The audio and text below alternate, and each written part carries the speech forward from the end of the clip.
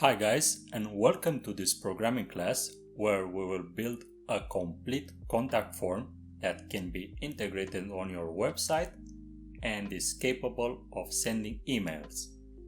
As part of this class, we will focus both on the front end, building our contact form using Angular, TypeScript, and a framework called MD Bootstrap, but also on the backend side, where we will create a Spring Boot based server that is capable of sending emails using a predefined Gmail account. Of course, I will guide you on the step-by-step flow on building this entire process. Let's take a look on a quick example of what exactly we will build as part of this class. So we have a contact form in place with 4 different fields.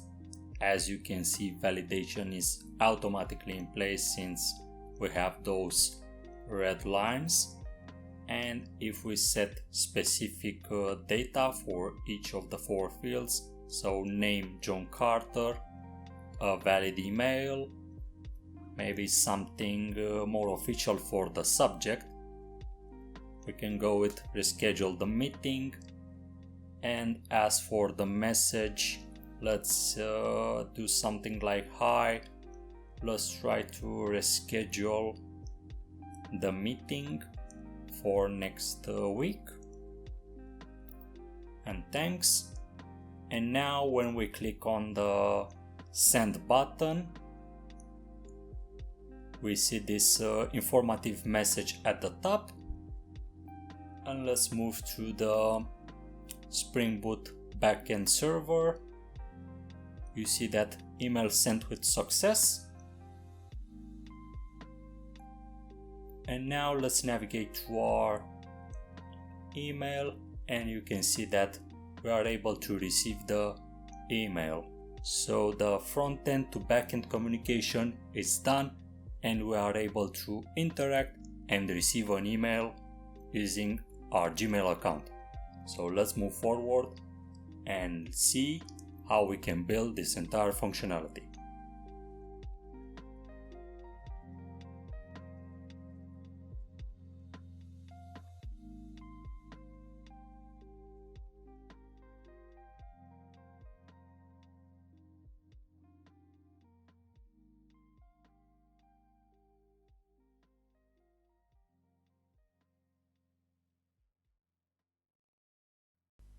Okay guys, so under this first video, we need to set out the basic structure of our Angular application. So under your favorite location, you need to open a command prompt and type in ng new frontend. You will be prompted with this would you like to add Angular routing question, and you need to select yes. For which style sheet format would you like to use? We'll go with CSS. And basically this will create a folder called frontend that will keep our Angular application and all our specific components under this specific folder. So packages installed successfully. You see the folder in place here. And now, since we have a Visual Studio already set up on our environment, we can open it using code, space and a dot. And you see here the frontend folder. That is basically an Angular specific application with all its related components. Angular JSON, package JSON. For this we are using Angular 10.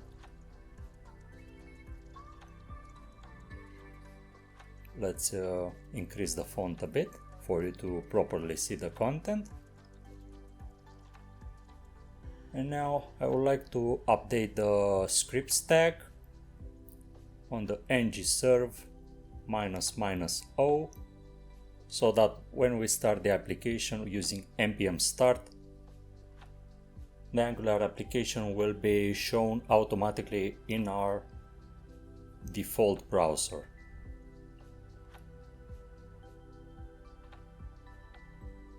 So the scripts are compiling now.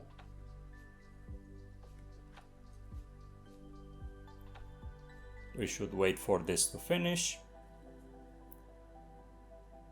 And you see that Angular application runs on port 4200, and by default we have this welcome page.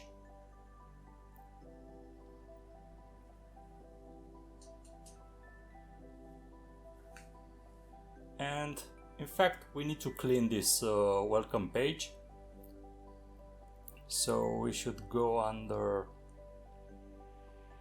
source app component HTML and remove all this default content right till the bottom,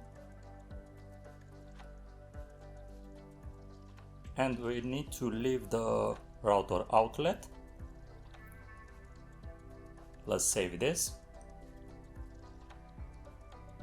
Okay, and let's also add a specific message so that we should know that the app is actually running with success. So app works, and you see that the app works now, and we remove that default content from the main page. Under this video we'll work together on setting up MD Bootstrap framework under our Angular project. So you can see that this framework is capable of interacting with jQuery, React, Angular, and is based on Bootstrap. So you have different capabilities to work with if you're trying to integrate a UI version for your system.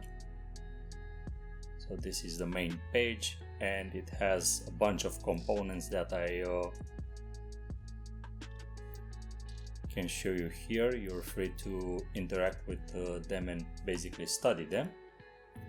And our focus is to install this MD Bootstrap framework under our Angular app. So this quick installation guide will help us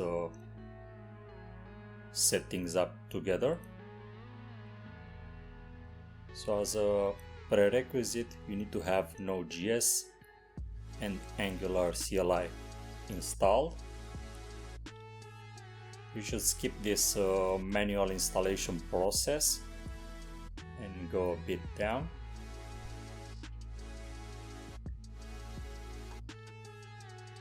And go under this section. So for the first step, create new Angular project. We already handled this in the previous video where we created the front-end Angular project. And since we are using MDB Angular version 9 and later, we need to install the Angular CDK package. So let's do this. So under our project, new terminal, and install this package. Of course, MD Bootstrap has a free and paid version, and we'll use the free version for our contact form.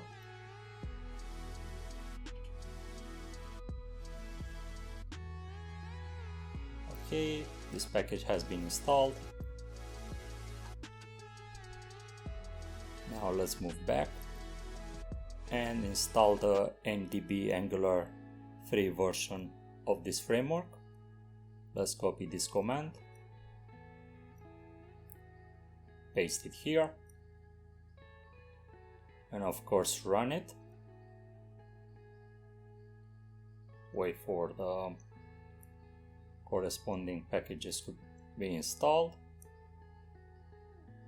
Now we need to update the app module.ts to take into account the MD Bootstrap module. First, we need to, of course, import this module from Angular Bootstrap MD. So I copied this command, and under app module TS, let's just paste it. And of course, under the import section, we need to copy this for root command and paste it here.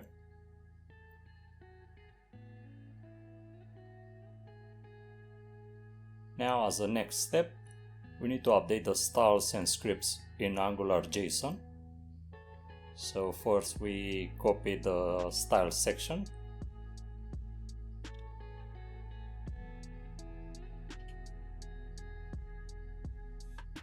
So under Angular JSON, you can see the styles array here. Let's remove this and paste the specific section for taking into account the MD Bootstrap framework. And we need to do the same for the script section. So the scripts array is empty, and we need these two GS files. Now we need to install several components such as chart, font awesome, hammer.js, animate CSS.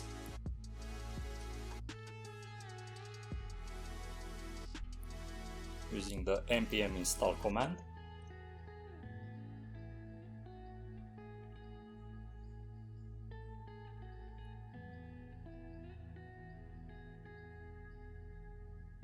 Okay, that's great.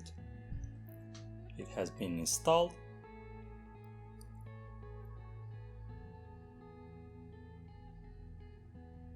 Now we need to review that under package.json we have the Angular Bootstrap MD in place and all the other libraries that we set up using these commands. And you see now that we have an issue over here. In order to fix this, we need to restart the application and run the npm start for the Bootstrap for the MD Bootstrap module to be taken into account. Now all data will be compiled and the project works as expected. We have the app works page in place. So we're good to go. Under this video, we will need to generate the contact component for our Angular application. So let's do this. We need to go to the CMD for our terminal and type in ng generate components, and let's call it contact. So this contact component will be added under the components folder. You see it here being generated. We have a HTML file and also a TS file for our TypeScript.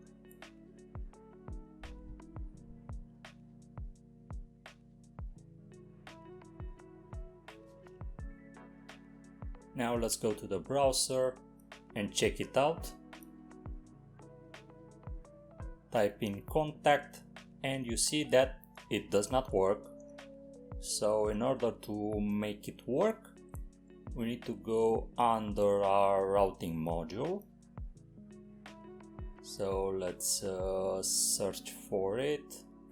Let's go up and under the app routing module TS, we need to set this contact path in place. So let's go with the path contact, and for our component, of course, we need to use the contact component that we just created.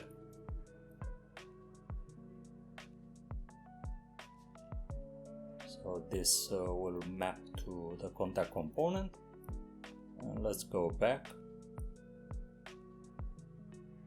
And let's also handle the case that the user will navigate to an unknown page.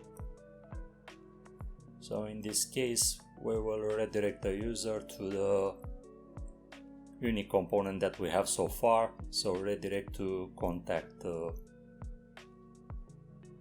the contact component.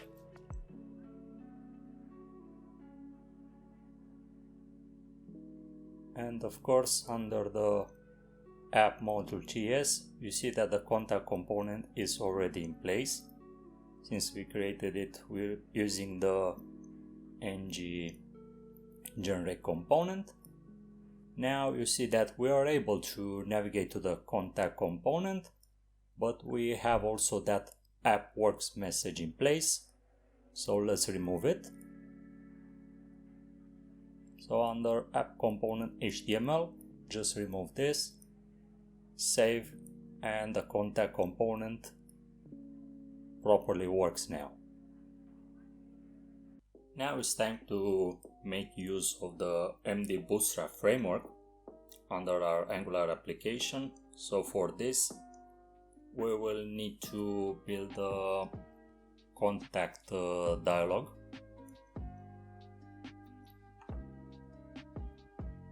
So under mdbootstrap.com,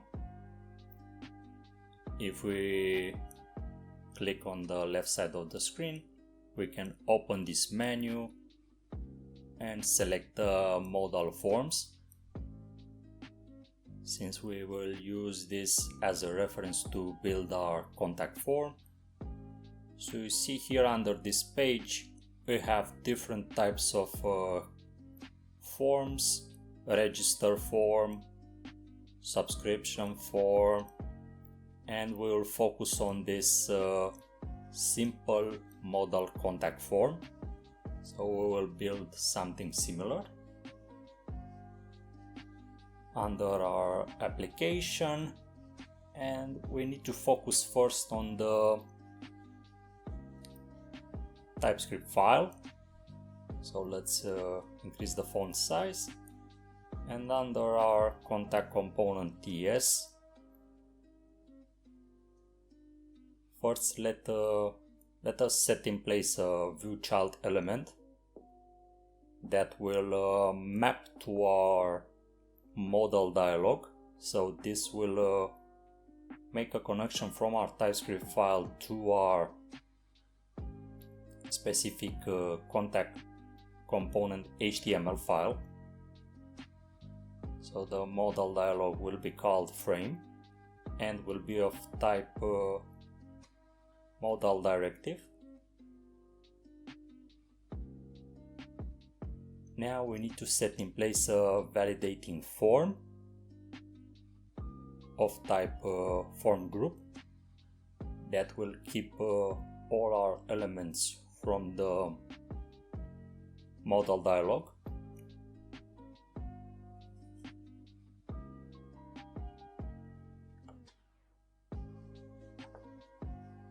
Now under the ngOnInit method, we need to define the structure of our form.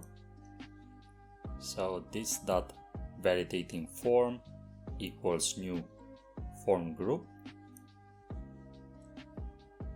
and over here we will define a few elements such as contact form modal name. This will map to the user name. So new form control, empty, and we'll also need the validators required statement so that we will be able to validate a form. The second one will be contact form modal email.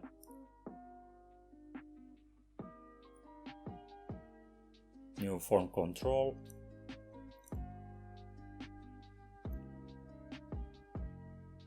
empty string here, and for this we'll need to use two validators, one for email and one for required.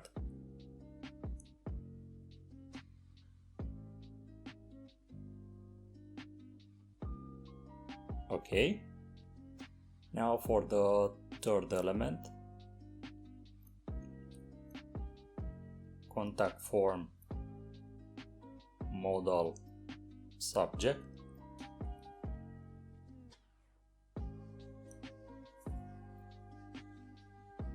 New form control, and of course the validators required.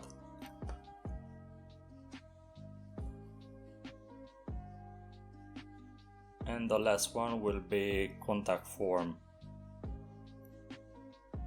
modal message. New form control, and the same thing with validators required. So we will have 4 elements in our form, and all of them will be validated automatically using this process, so that the user will not be able to submit them unless we have valid data for the user.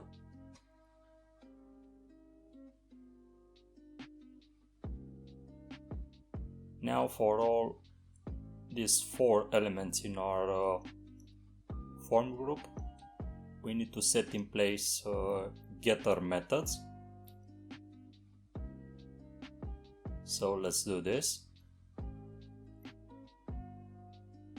So these getter methods will be used under our next video, where we will set in place the contact component HTML file.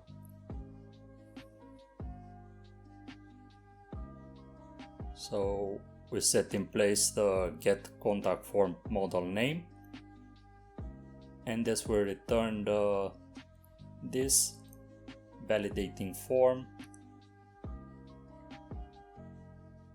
Let's fix this. So this validating form dot get, and we are interested in the contact form modal name.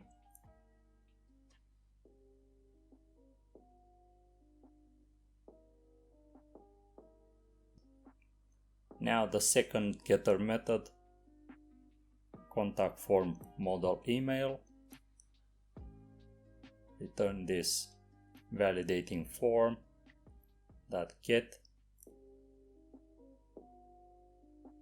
of contact form modal email.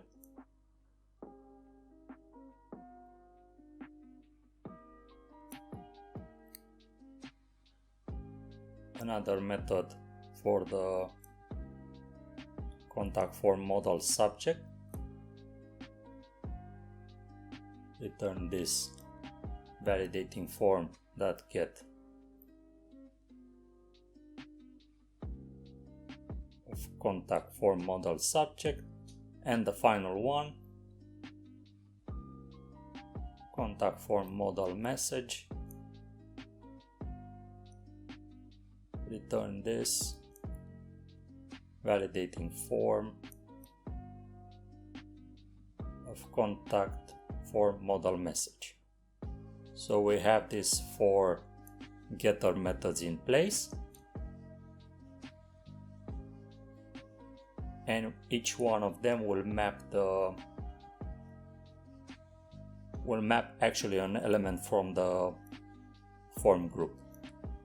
So what we have so far: a view child element to have a reference to our dialog that we'll create in the next video, also a validating form of time form group. This validating form has 4 elements with specific validators in place, and also we'll have these 4 getter methods to be properly used under our HTML component. Now let's start the application to see if we have any issues so far.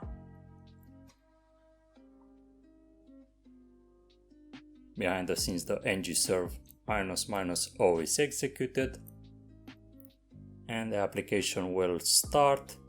Now it's compiling and should be opened under our default browser and can be accessible on port 4200. And you see that we still receive the contact works message.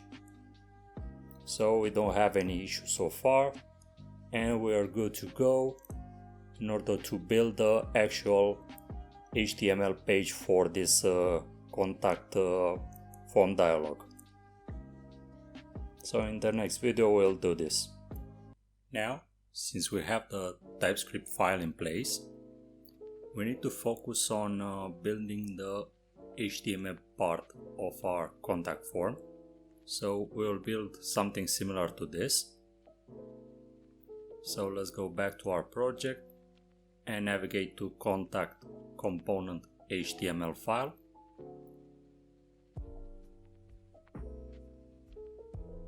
And first let's remove this contact works p tag, and we should also increase the visibility. And now let's start building the modal dialog. So div mdb modal #frame mdb modal. Please note that we intentionally set the frame over there and should match the view child element as frame in the TypeScript file. Using this approach, we'll reference the modal dialog from the TypeScript file inside this HTML div tag. Class modal fade left, id frame. We need a tab index -1, and for the role dialog.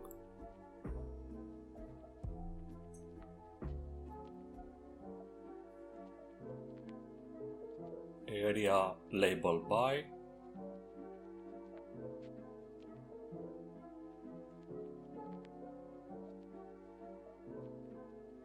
of frame,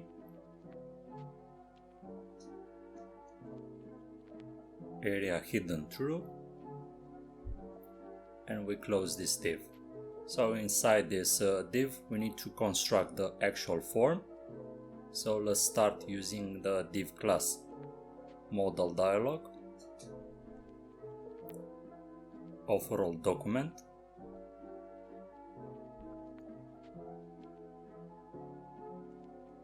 And inside this we'll need the div class modal content.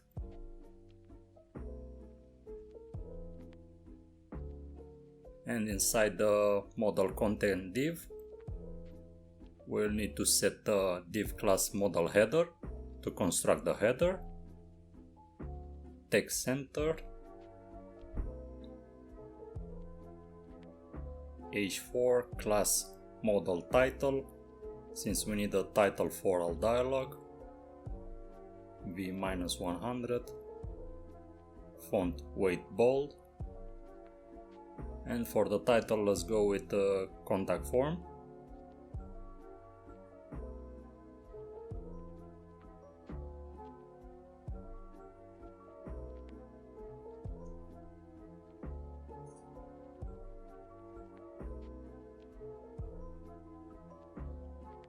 Now div class modal body mx-3. We're building the body of our contact form.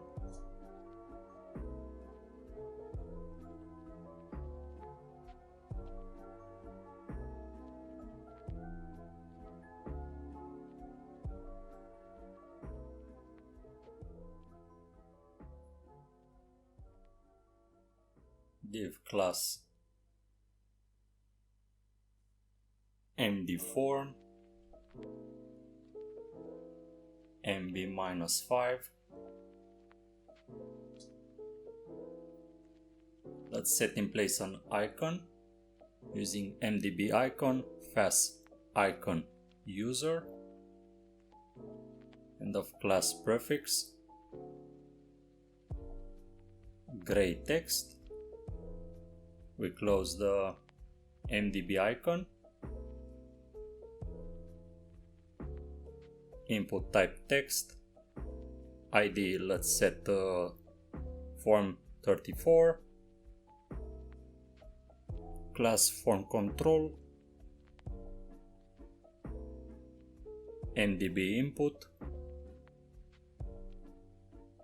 mdb validate form control, and the validation should be made on the contact form model name. So this matches the contact form model name that we set in the TypeScript file.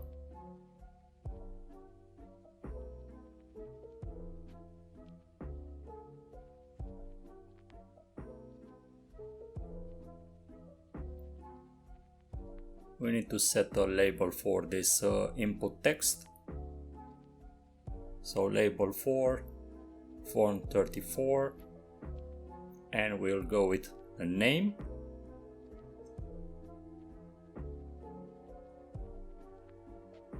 And in case of any errors with the contact form model name, we need to gestionate this using mdb error ngIf contact form model name invalid and contact form model name dirty or contact form model name touched.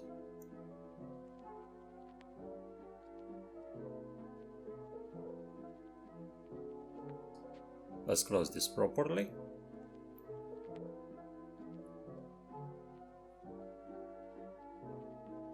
And let's also handle the case where we didn't receive any issues on validating the contact form model name. So mdb success.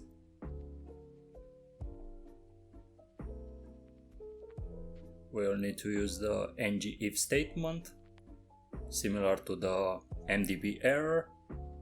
So ngIf contact form model name valid and contact form model name dirty or contact form model name touched. So we set in place the input for the user,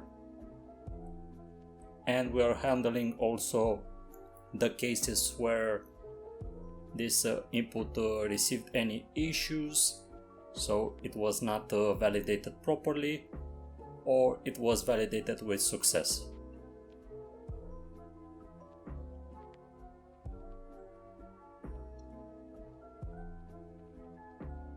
Okay, so it looks good now. We have the name here, mdb error and mdb success.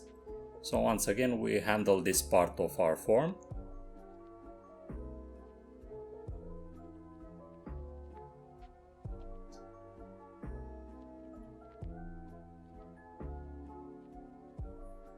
We need to move to the second item in our form.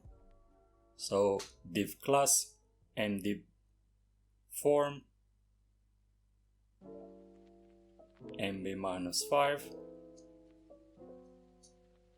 We'll set an icon mdb icon fast icon envelope, class prefix,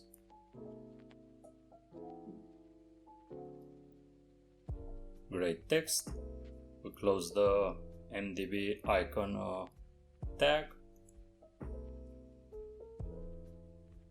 The input type will be email this time. ID form 29.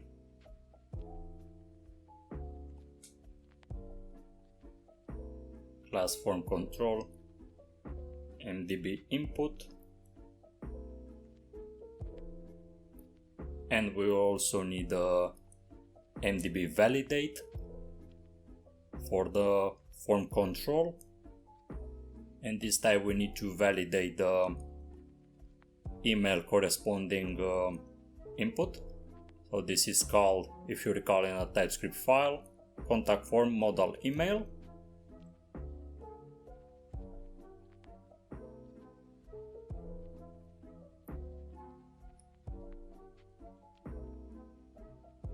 And let's copy this statement, mdb error and mdb success, and let's only change this contact form modal name to contact form modal email. So we will handle using this approach the error and also the success features while validating this email statement.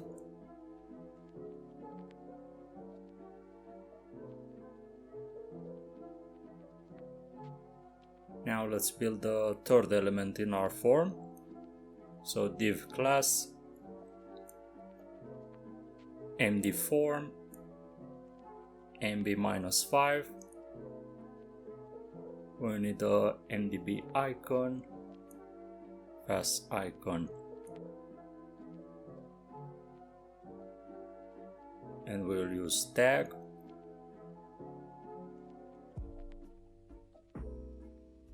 As prefix gray text mdb icon,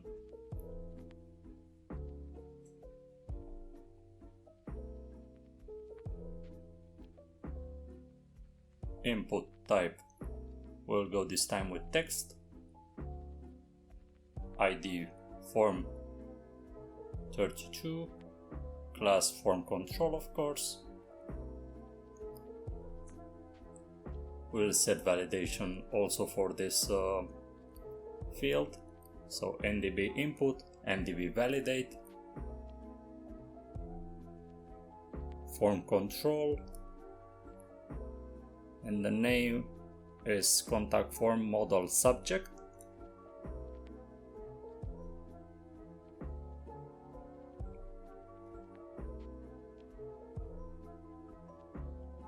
Let's set a label for it.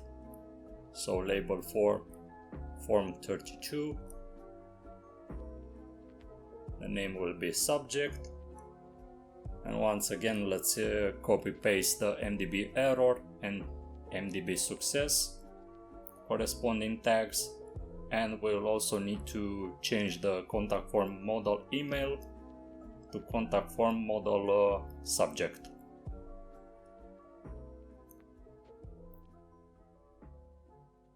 So let's do this.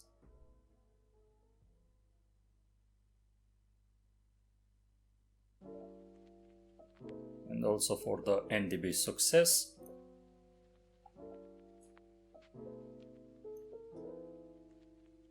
Okay, good. So the third field is created now.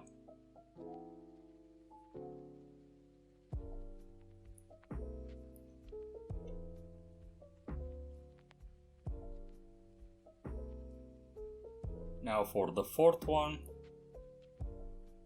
div class md form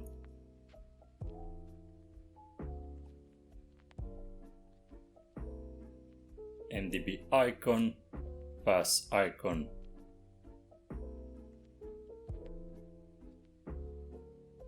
Of pencil alt,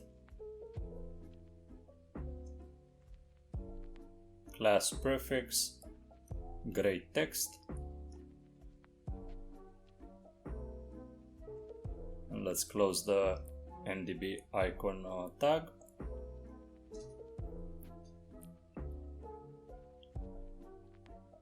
Now we'll use the text area type of text. ID, let's go with form 8. And for the class, MD text area, form control, rows 1, MDB input, and of course the validation should be set in place.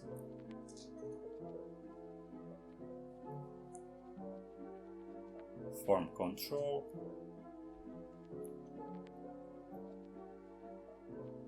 of contact form, modal message in this case,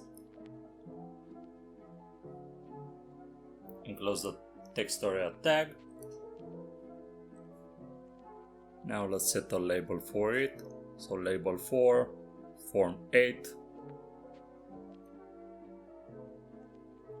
and we'll go with the message statement. Of course, we need to handle the validation here. So I copy pasted, and we'll just change the contact form modal subject with contact form modal message. So paste it here, here, and also for the MDB success.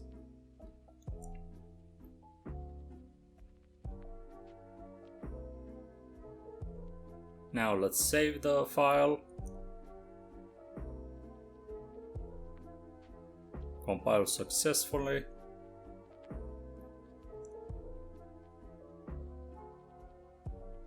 and you see that we encounter an issue. Error occurs in template, so we have an issue related to the form control, and of course we need to fix this.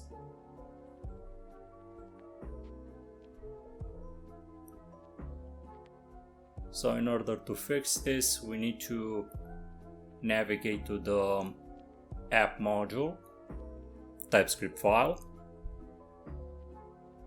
where all our modules are registered for our Angular application. So over here, and under the imports statement, let's import actually the reactive forms module, since we will need this for our form validation. And you see now that we compiled successfully the code.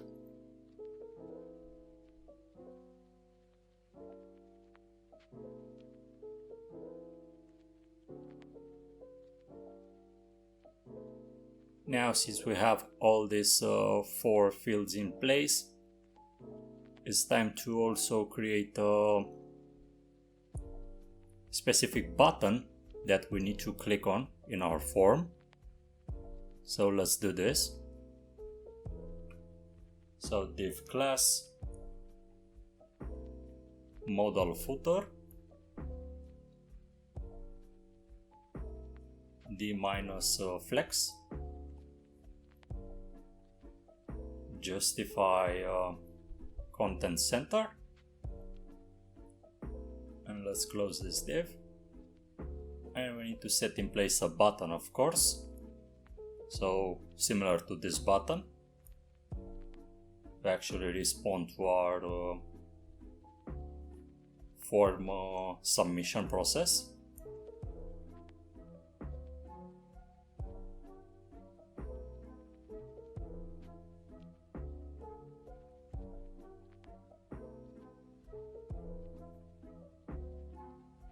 So this button will only be visible if the validating form is valid. You've seen in the TypeScript file that we have the form of our Angular app set in place for the validating form specific variable.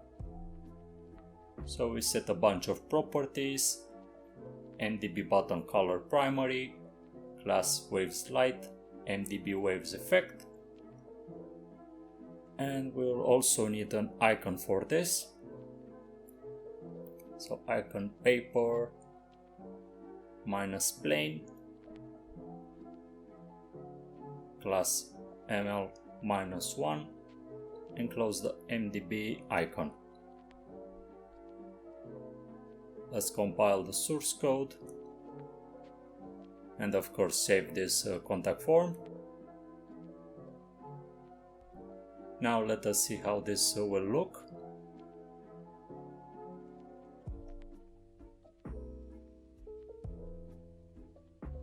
And in fact we don't see anything since the frame is not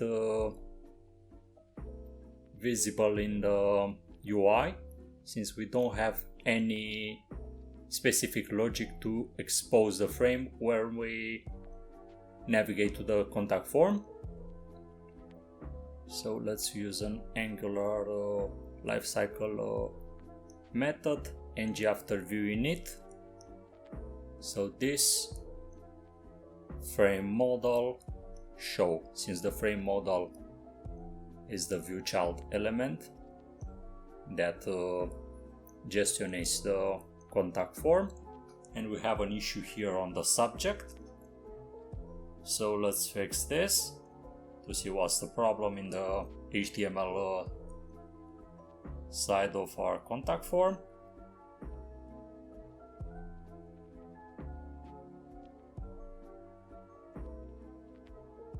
So I'm checking for the subject. So this is email, and for the subject on the class we missed the X, so it should be prefix.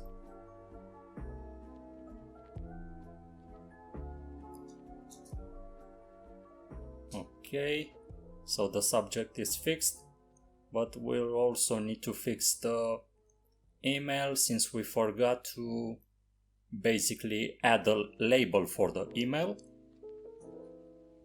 So let's add this. So label for form 29.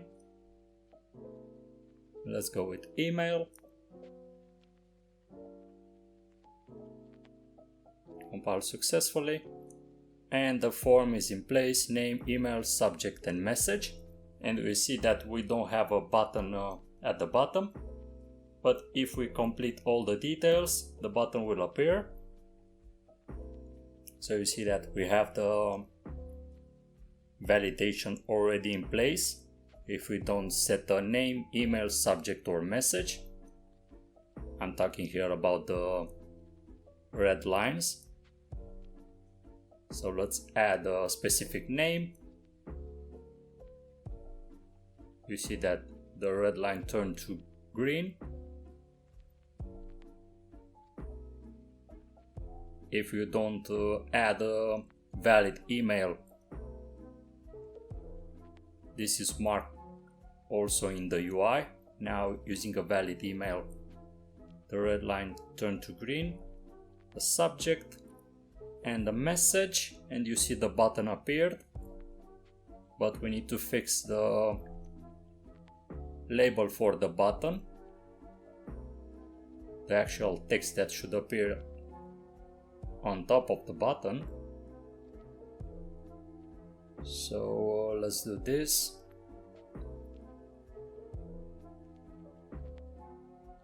So over here we need to add a send. Let's do another text on our contact form. So Alex, gmail.com, subject, message, and you see that we have another typo over here. In this way you will see how many errors you might get while working on the real project. So you can fix this by changing the MDB icon from far to fuzz.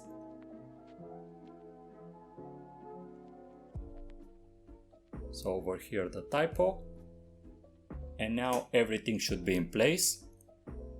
The final test. So Alex, an email, subject and a message, and the send button is in place using also the corresponding icon. So under the previous video we set in place the HTML part of our contact form,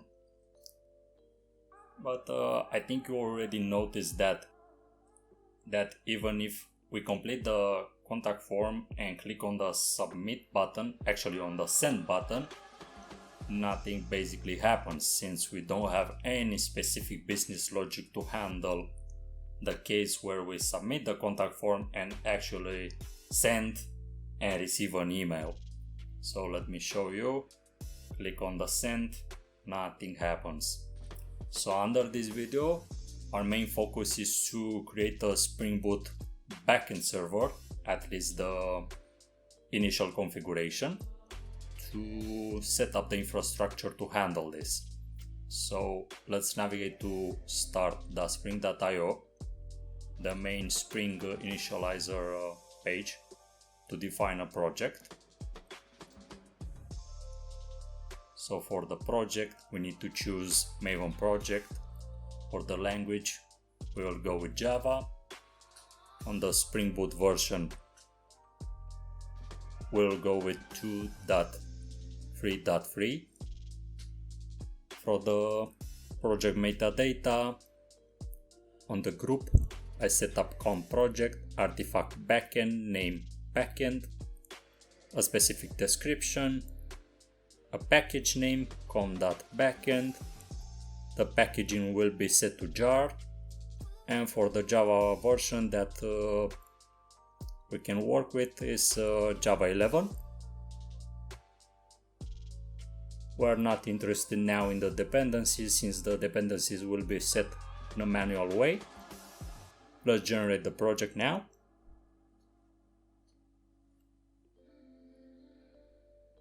Wait a few seconds for this to finish. And you see that I have a backend zip file and I need to extract it. So I extracted it next to the frontend folder. So this is a straightforward Spring Boot Java application based on Maven. And you see that I have imported it under Spring Tool Suite IDE using this import functionality, and selected the existing Maven project and the backend folder.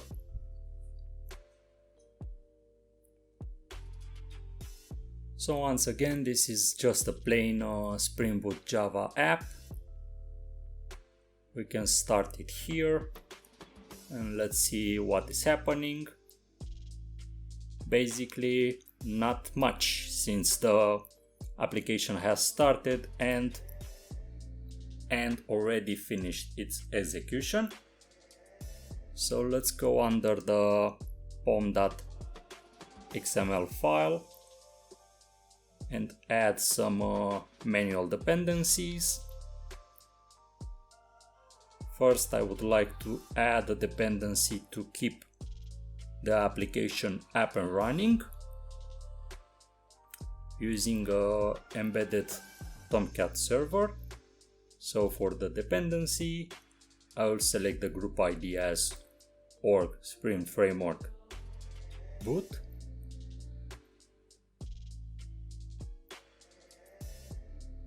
And for the artifact, we'll go with Spring Boot Starter Web.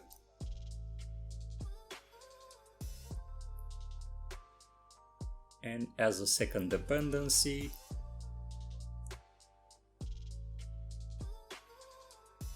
org Spring Framework boot. I want to set up the infrastructure to be able to send emails from the Spring Boot app. So Spring Boot Starter Mail. So very simple. Now let's clean the logs and restart the application.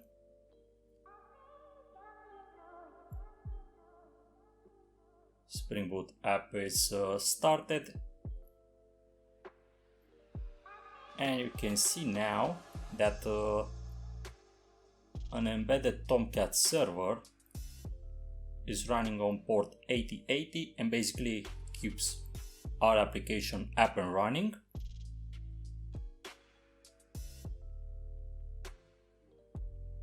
So let's minimize this and let's do a test, localhost 8080, and boom, we have the white label error page. This is something that we expect since we don't have any way to gestionate our request so far. So in order to do this, let's create a simple package and we can call it com.backend and controller, and inside this we can create a simple class. Let's call it contact controller.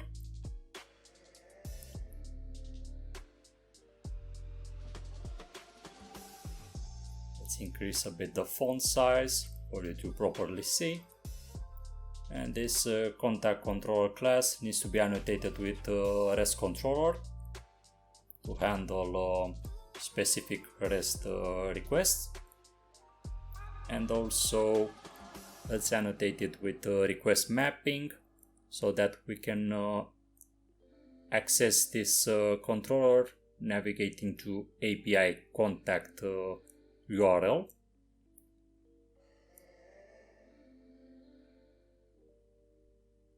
Let's set in place a method that will be annotated with get mapping.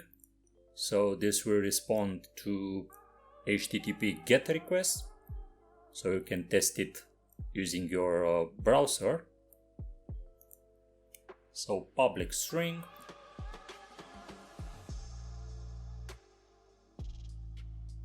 And let's call it contact. Actually contact test. Let's import the get mapping, and as a simple test let's return the string contact test. Now let's restart the application. So I stopped it, clear the logs, and start the Spring Boot app once again. Good, application has started, and let's go to our browser and test this simple request. So localhost 8080 API contact, and you see the contact test in place. Okay guys, so in the previous video we set in place the basic structure of our backend server. Now we need to move forward and basically need to set the infrastructure of sending emails using our Gmail account, of course, from the Spring Boot app. So in order to do this, we need to navigate to the contact controller next to the existing contact test method and set in place a new method that will be annotated with post mapping. And let's use the /send email text.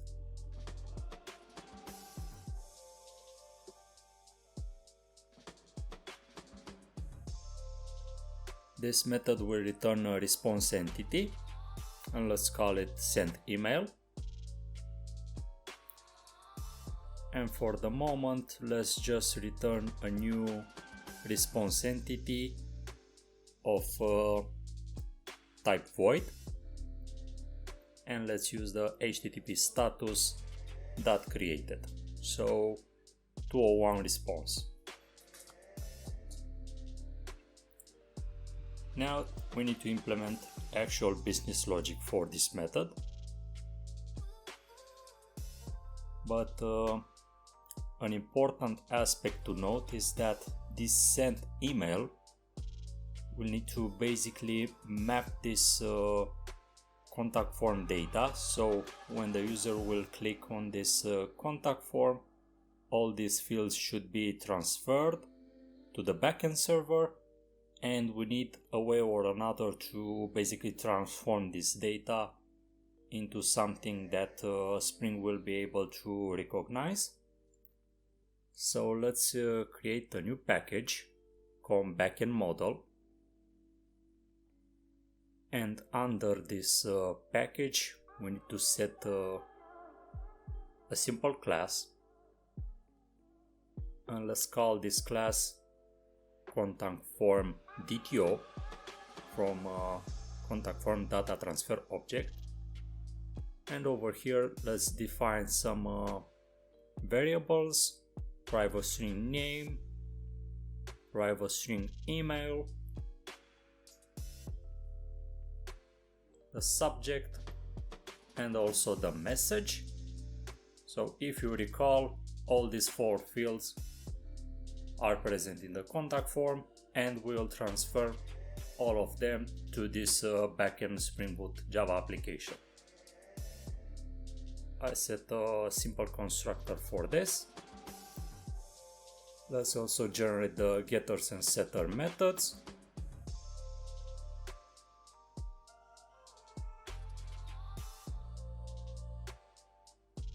And let's also create a constructor with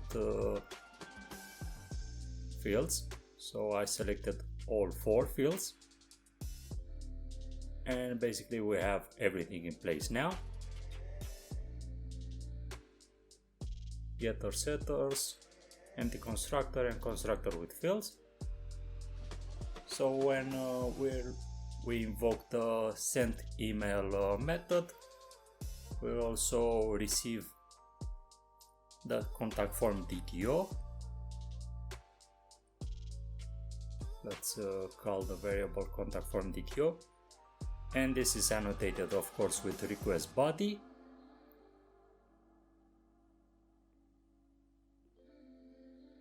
So that data manipulation will be made automatically.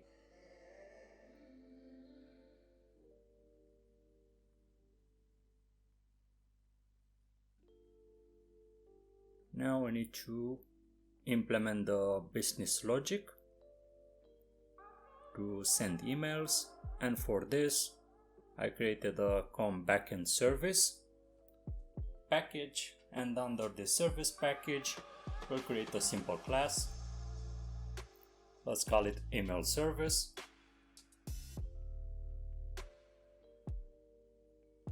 So this email service will need to be annotated with a service stereotype.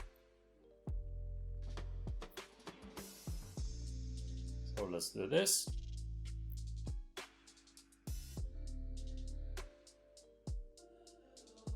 And let's also set in place a login mechanism.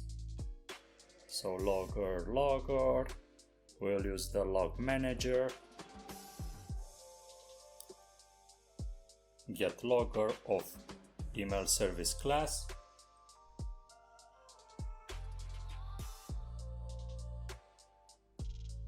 Let's import the corresponding package from the org apache.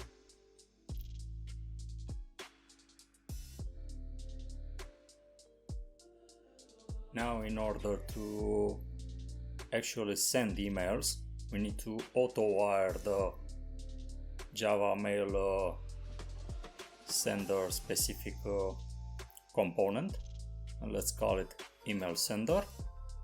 So this is available due to the fact that we imported the mail dependency in our home XML file, and this Java mail sender requires some properties that we need to set under the application properties.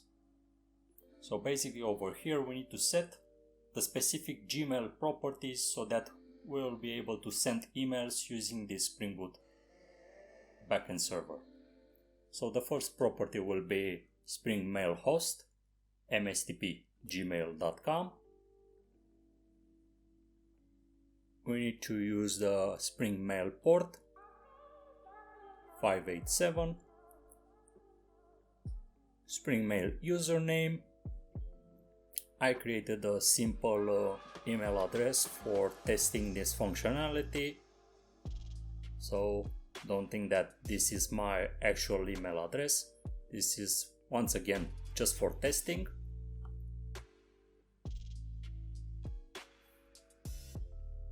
Spring Mail password, and of course I will blur this.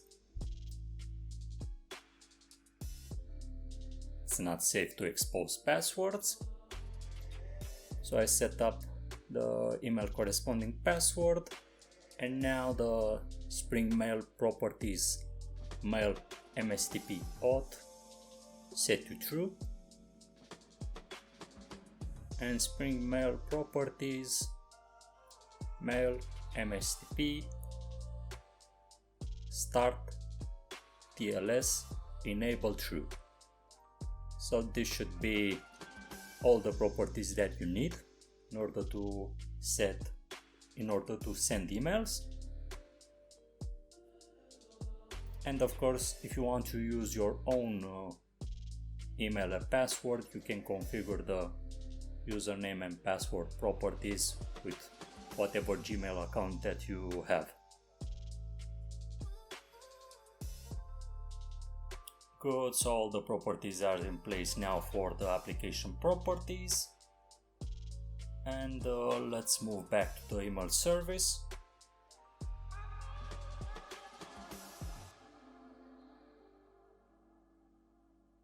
And we'll need to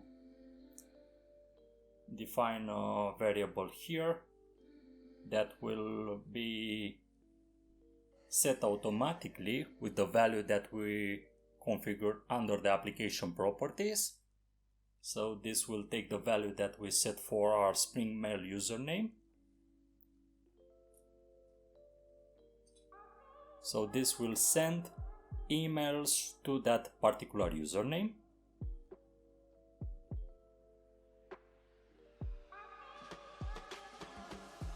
And now let's define a method, a void method, name send, that will receive a contact form DTO.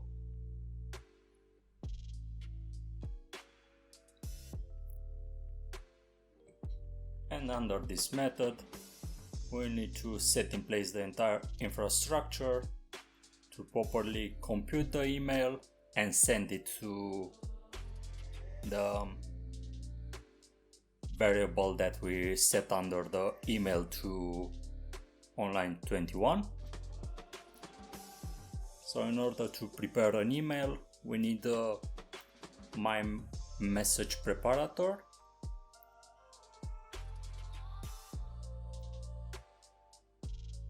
We instantiate it, and basically we need to override the prepare method that receive as parameter of my message. And over here we will just need to set data under this my message reference. So the first thing is to set the recipient. So message recipient type .to. So this will basically set in place who will actually receive the email. So email to, if you recall, we set it online 25 and 26 in this case. Now for the my message, we need to set the subject, and for the subject we will extract the data from the contact form DTO, get subject.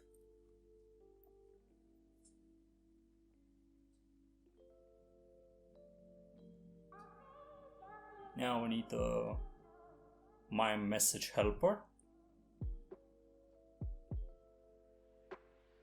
You will see in a few moments why we set this in place.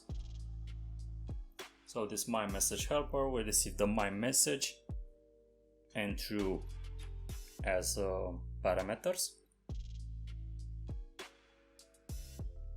And now let's use this helper. So helper dot set text.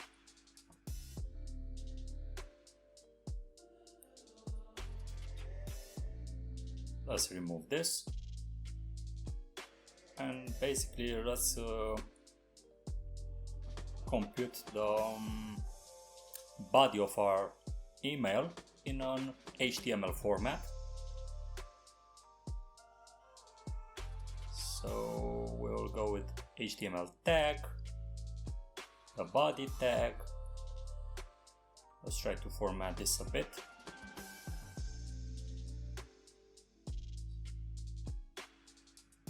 A plus sign.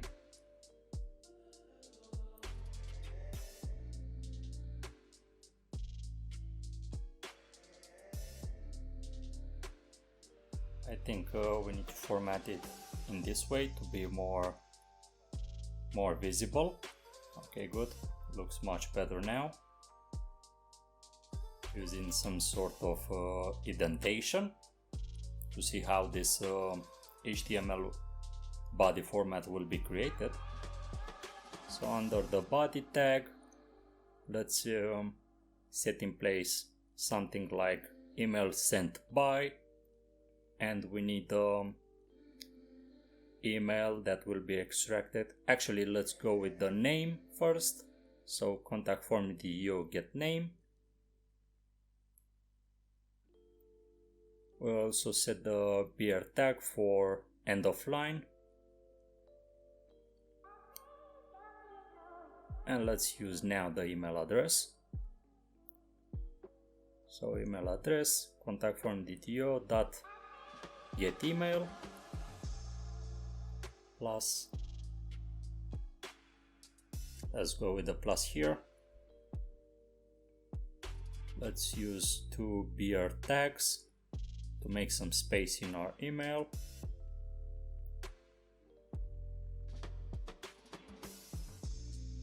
And let's also extract the message sent by the user from the contact from DTO get message. And of course we need to close the body and also the HTML tags.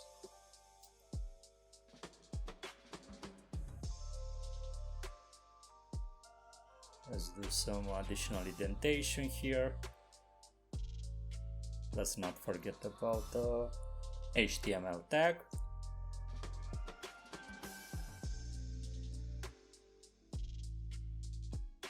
Okay. Let's move this.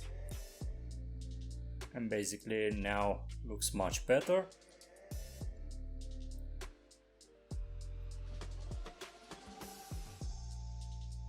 And now after the set text we need to also add the true, since this will inform the helper that this message will be of type HTML, so that the email will be properly handled in this way. So all the specific HTML tags will be transformed correspondingly. And now we need to use the email sender, send, and just send the preparator. And of course, if any issues that might appear, we need to catch any exceptions.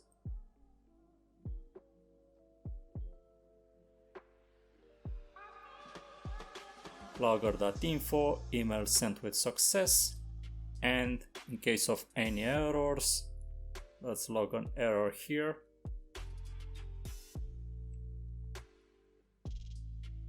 And throw the exception. So in the next video we'll test this functionality to see if it properly works or not. We'll need to test the email sending functionality, but in order to do this, we will need to actually invoke this email service send functionality. So let's go to our controller and auto wire the email service. Okay, and under the send email method, we need to use the email service send method and pass the contact form DTO. Good. Now we should be able to test this. So let's start the application. So we don't have any issues. And please note that there is no direct connection from the Angular app to our backend service for this contact form. So the first testing process will involve using a different tool that will focus only on the backend side. So we'll use Postman to test our send email API. So I'll use the post HTTP verb, HTTP localhost 8080, API contact send email. So you see here request mapping, API contact, and the post mapping should be send email. And of course we need to pass a contact form DTO. So let's select the body, raw, and the JSON format. Over here we can set a name, a simple name. Let's go with John Carter. An email, so this will be John Carter's email. We need to also set a subject. Let's go with something more official, something like related to the meeting, and a message. Maybe, I don't know, let's try to reschedule a specific meeting. So I want to reschedule the meeting. Let's plan it for next week, something like this. So now let's clear the logs on our backend server and let's check our email. We don't have any email so far, and click on the send button. Sending request.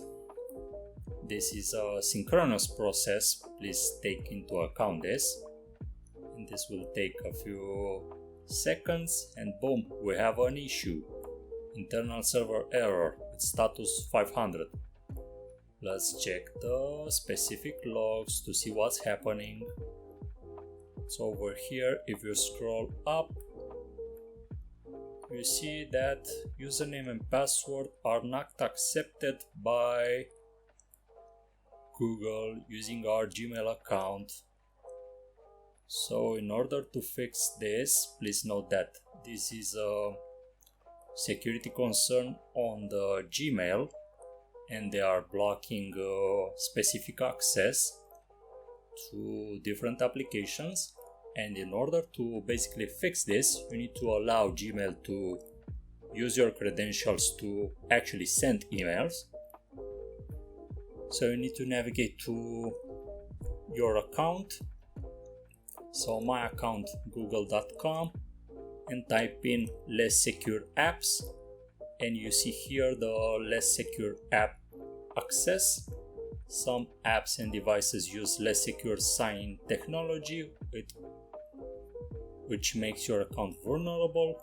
Basically, you need to allow access to Gmail to properly use your credentials to send emails, since this functionality is blocked by default.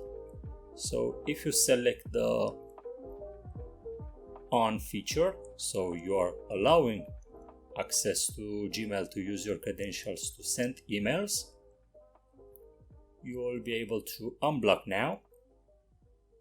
So let's clear our logs and do the send once again. And it's a bit annoying that this process is synchronous. We'll need to fix this, of course, to make it asynchronous.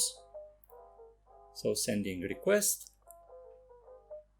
since I want this to be handled in no time. It still takes some time.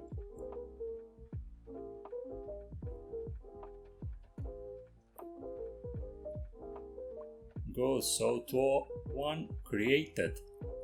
And now if you take a look into the logs, you see that email sent with success, and you have this security alert since you allowed access to your account to send emails with. And next to this email, you will see that you have received the email. So related to the meeting, test bring email, corresponding Gmail account, email sent by, email address, and also the corresponding message. You see that the from and to are identical since Gmail does not allow you to basically override the from address. So this is the only way you are capable of sending emails now using your Gmail account. Now if you recall that synchronous process, I want to fix this since it's not normal. Imagine that we are using a contact form. It's not normal to block the application to wait for the email to be sent. So let's change this approach to use an async process in our backend server. So under the backend application, let's use the enable async annotation.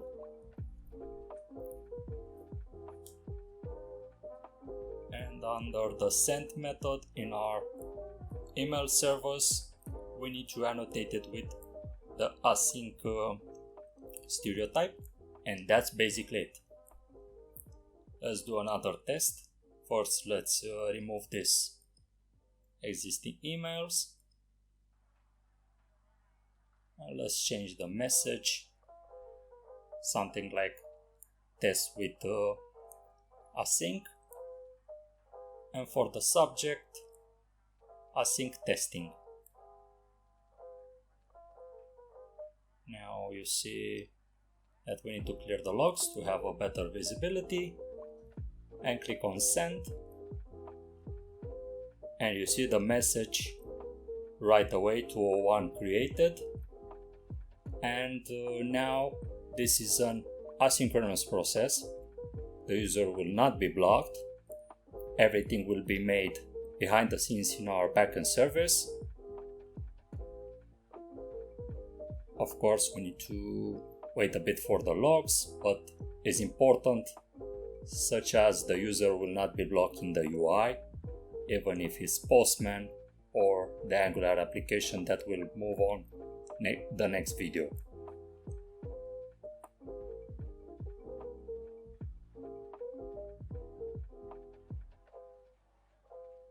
So you see the email has been received, the same email sent by John Carter, and the message test with async. Also we have the email sent with success in the log statement. And now we are able to send emails from our backend server using an asynchronous functionality. So let's move forward with the next video.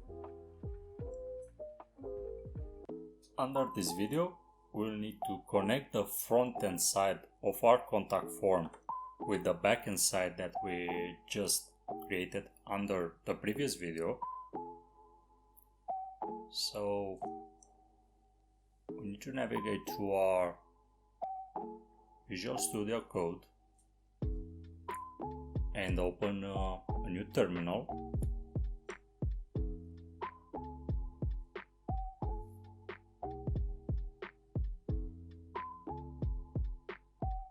And over here we need to generate a new service.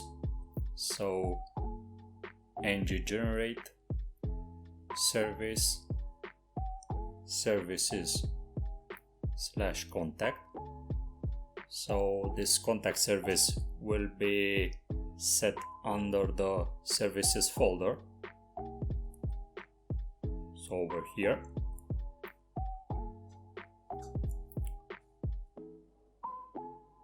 And under this contact service.ts file, we need to set in place the business logic to interact with the backend Spring Boot server. So let's set in place a new method called sendEmail that will receive a contact form DTO of type any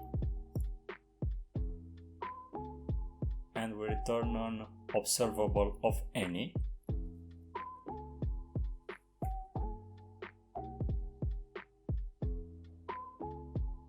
And in order to properly send requests from the front-end app to the backend server, we need to use the HTTP client.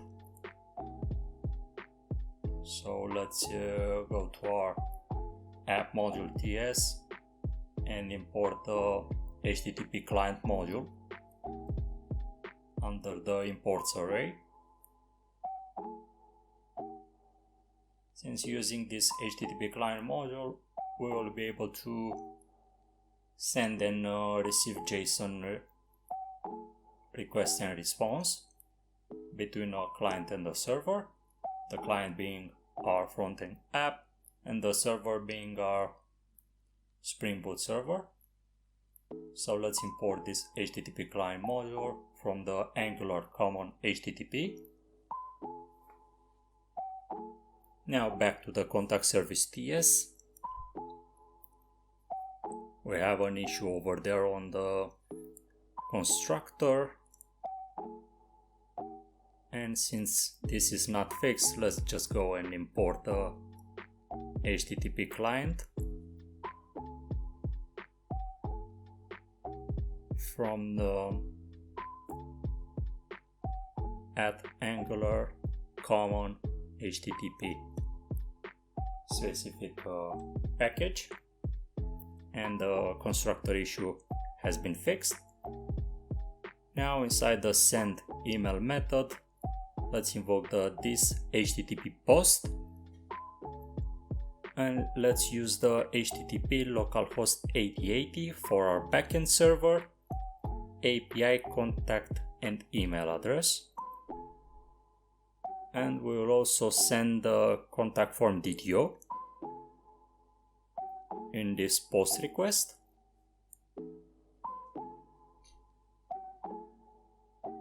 So you see the contact form DTO is required.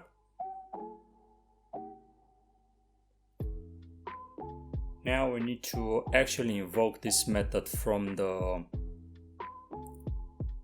contact component. So we navigated to the contact component TS, and let's define a new method. Let's call it sendEmail of type void.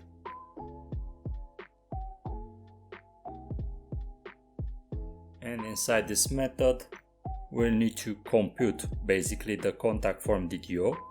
So this will be an object, and the name will be this contact form model name dot value. So we will extract the value corresponding to the contact form model name field.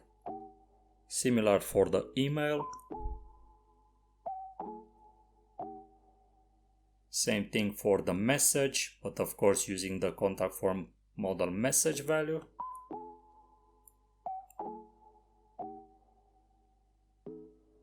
And for the subject, this contact form model subject value. So we have the contact form DTO in place. We need to pass it to the contact service TS file.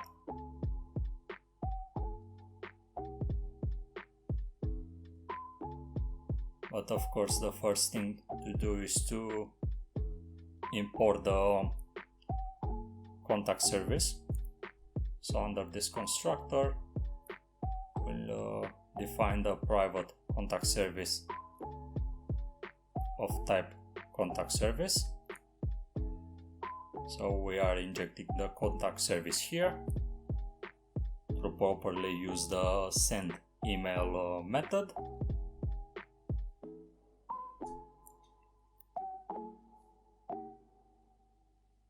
And let's also import the contact service.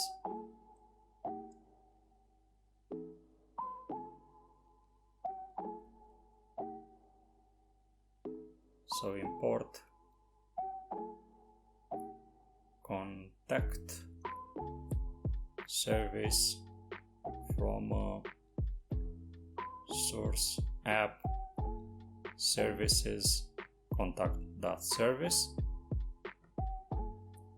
So the service has been injected under the contact TypeScript file. And now let's execute the request.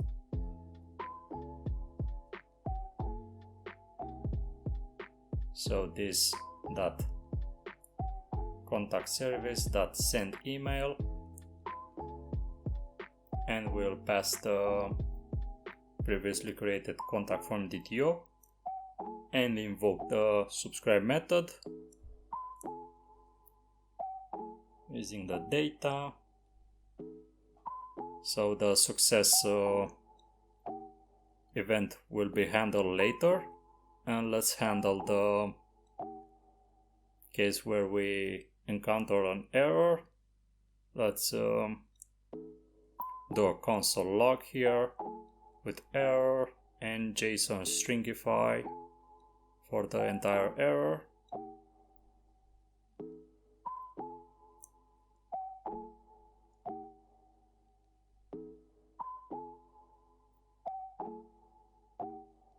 And in order to properly expose an informative message to the user, let's define an info message variable of type string. And over here, let's set the info message with something descriptive, maybe something like email sent with success.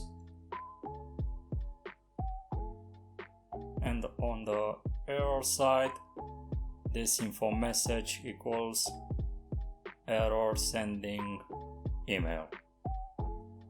And of course, we need to expose this info message somehow in the HTML form. So let's scroll a bit up to define a block for the info message statement. So over here, just after the modal body, let's define a div statement. So div class row alert,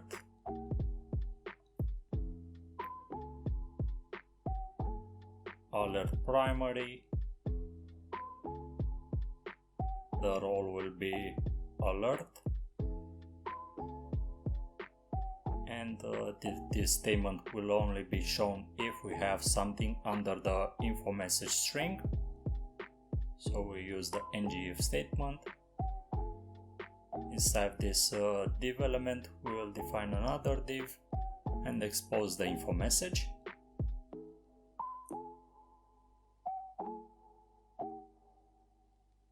So far so good. So we are using this send email method to basically send an email from the frontend app to the backend app. But we'll also need a place to actually invoke this send email, and what a better place but this button click event So send email.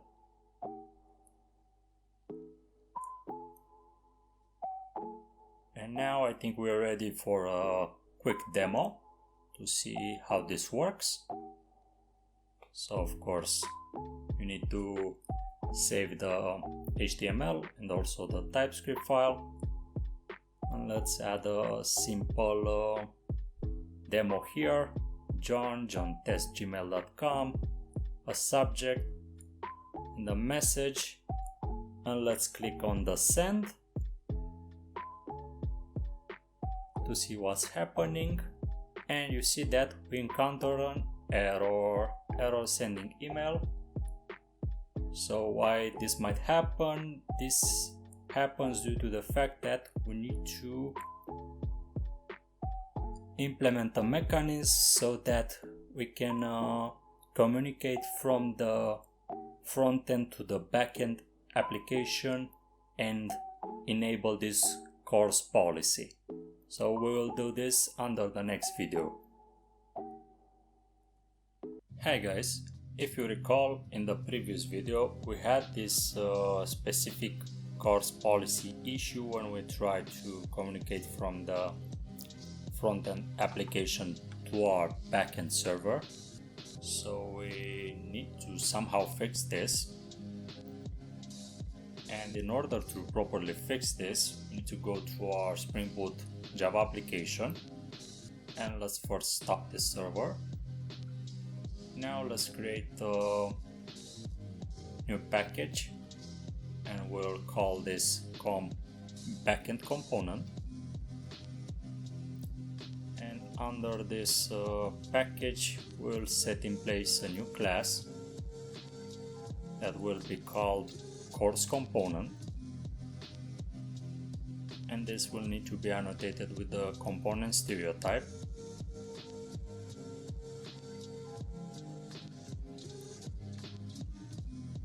Over here we need to set in place a new method that will return a filter registration bin, of course filter, and the method, let's call it CORS filter. We imported the CORS filter from the Spring framework, and this will be annotated with the bin stereotype. Under this method we'll need to set in place an URL based CORS configuration source. So I instantiated this object. The next thing we'll need to do is to set the CORS configuration. So I defined the CORS configuration variable called configuration and instantiated this object. And using this CORS configuration, we'll be able to set in place specific properties such as allow credentials,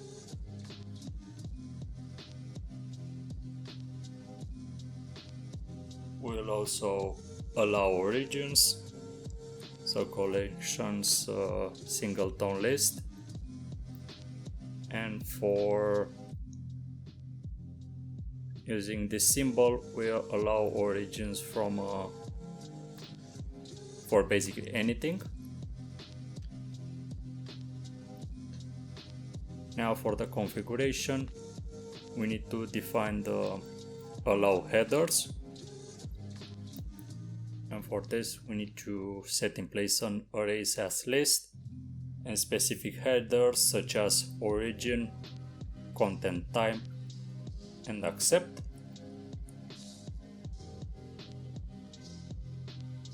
And now for the allowed methods,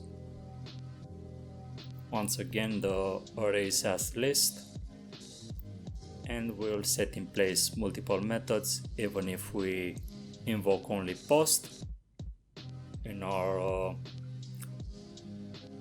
Spring Boot app. So I set get, post, put, delete, and options. Now for the source we need to register the CORS configuration.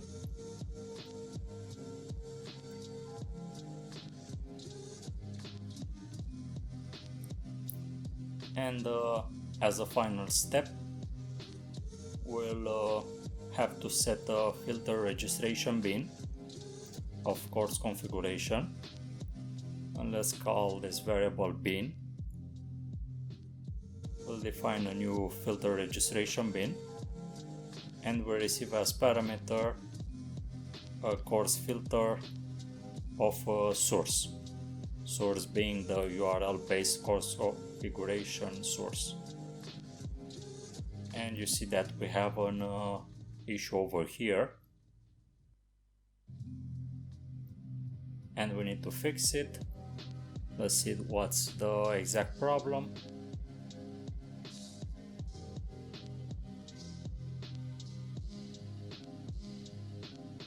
But first let's set the bin set order highest precedence, and return the bin. So if you took a look on the corresponding problem that we faced earlier, we need to import the correct package for using this filter registration bin. So over here we need to remove the reactive package and import the URL based configuration source from the web course package.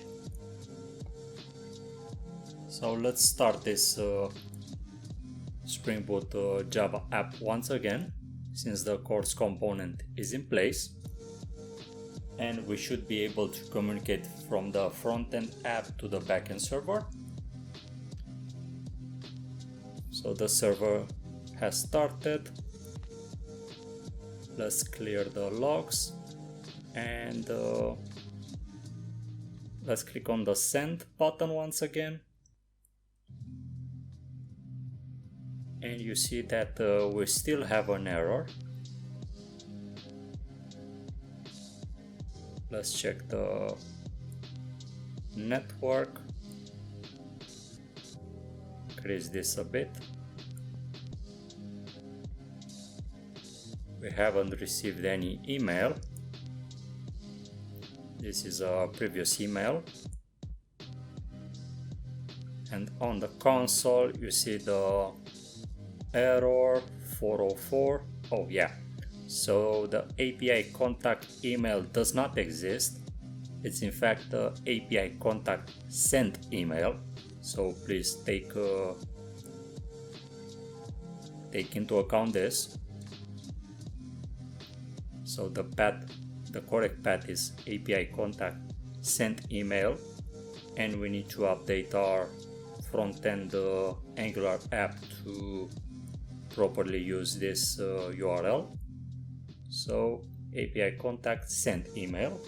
Save this.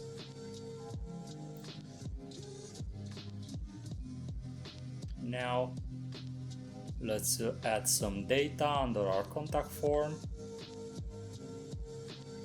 So jump test. For the subject, test sub. For the message, test mess. And you see the email sent with success. Things are going in a async way, so we don't need to wait for the message to be actually sent. And over here you see that we are able to receive the message, so the front-end Angular app, our contact form, is able to communicate to the backend server, the Spring Boot backend app, and using Gmail we are able to actually send emails from our contact form. But I would like to make a few adjustments to this UI, such as the fields will need to be removed in case the form has been submitted, and also let's try to make some small tweaks, but you will see them in the next video. Under this video, I would like to make some small improvements to our HTML contact form, such as when the user will click on the send button and the form is validated, the name, email, subject and message fields will become empty. And also I would like to focus a bit on the info message that is displayed on the top to be removed after 3 seconds. So let's see how can we achieve this. So we're back to our contact component ES. Let's see what we can do here. So our main focus will be under the contact service send email corresponding method, since this will be the entry point for our send process.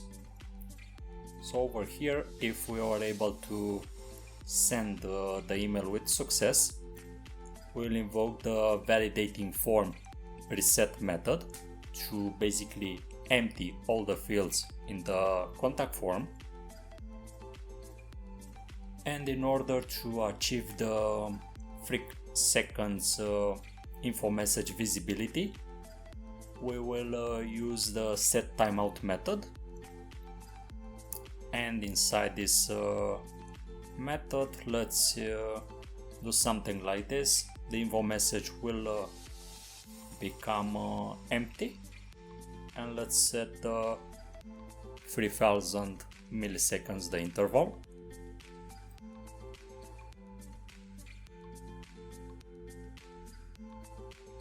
And of course we can copy paste this functionality under the error side of our form interaction process.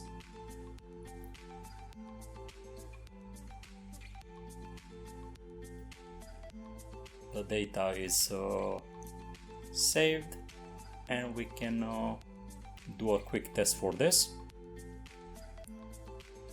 So let's go with John Carter, the name, for the email johncarter@gmail.com, for the subject let's also make something more official. So let's reschedule the meeting, and for the message let's go with hi, I would like to reschedule the meeting for next week.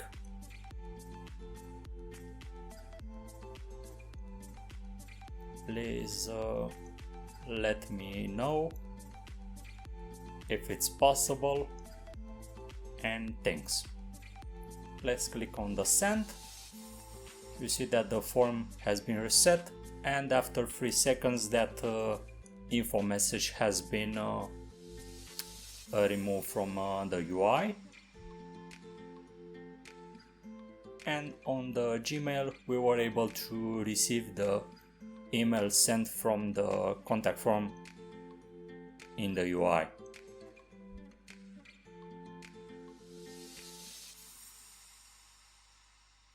Now another thing that we need to focus on, a small improvement that I like to do, is that you see that if I click outside the contact form is hidden now, and we are not able to get back to it. So in order to fix this, we can use the closed event of our MDB model, and when the closed event is in place, we'll use the this frame model.show, so the contact dialog will always be shown to the user, even if he closes it by mistake or not. So this contact form, both front-end and back-end functionality is set in place using validation and Gmail email integration. Thank you for attendance, guys, and hope to see you on the next class.